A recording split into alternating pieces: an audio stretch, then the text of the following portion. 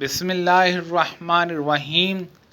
عرب کے کسی قبیلے کی ایک کالی لونڈی تھی۔ انہوں نے اسے آزاد کر دیا تھا اور وہ انہی کے ساتھ رہتی تھی۔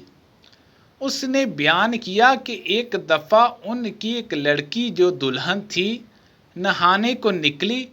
اس کا کمر بند سرخ تسموں کا تھا۔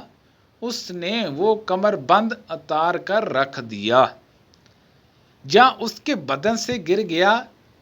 پھر اس طرف سے ایک چیل گزری جہاں کمر بند پڑا تھا۔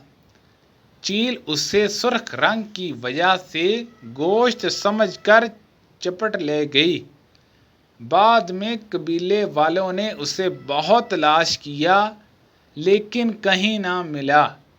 ان لوگوں نے اس کی تہمت مجھ پر لگا دی اور میری تلاشی لینے شروع کر دی یہاں تک کہ انہوں نے اس کی شرمگاہ تک کی تلاشی لی۔ اس نے بیان کیا کہ اللہ کی قسم میں ان کے ساتھ اسی حالت میں کھڑی تھی کہ وہی چیل آئی اور اس نے ان کا وہ کمر بند گرا دیا۔ وہ ان کے سامنے ہی گرا۔ میں نے اسے دیکھ کر کہا، یہی تو تھا جس کی تم مجھ پر تہمت لگاتے تھے۔ تم لوگوں نے مجھ پر اس کا الزام لگایا تھا، حالانکہ میں اس سے پاک تھی۔ یہی تو ہے وہ کمر بند۔ اس لونڈی نے کہا کہ اس کے بعد میں رسول اللہ صلی اللہ علیہ وسلم کی خدمت میں حاضر ہوئی اور سلام لائی۔ حضرت عائشہ رضی اللہ عنہما نے بیان کیا کہ اس کے لیے مسجد نبوی میں ایک بڑا خیمہ لگا دیا گیا، جہاں یہ کہا کہ چھوٹا سا خیمہ لگا دیا گیا۔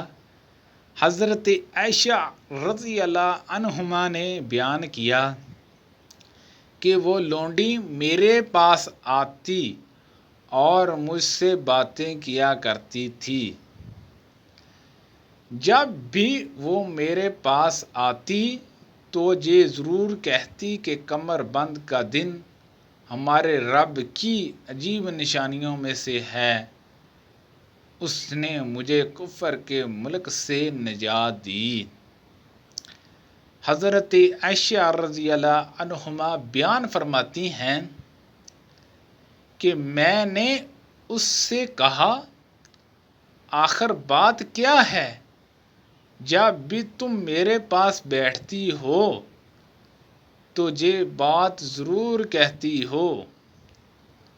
آپ نے بیان کیا کہ پھر اس نے مجھے یہ قصہ سنایا۔